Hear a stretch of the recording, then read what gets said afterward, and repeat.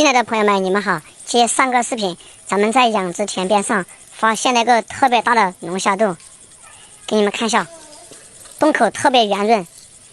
咱们先用铁锹把它挖开。哇，原来不是龙虾，是一窝小乌龟。这应该是个龙虾洞，然后被乌龟给霸占了。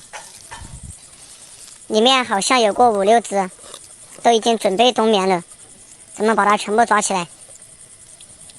稍后咱们在这边开启精彩的户外直播，想看直播的朋友记得点个关注。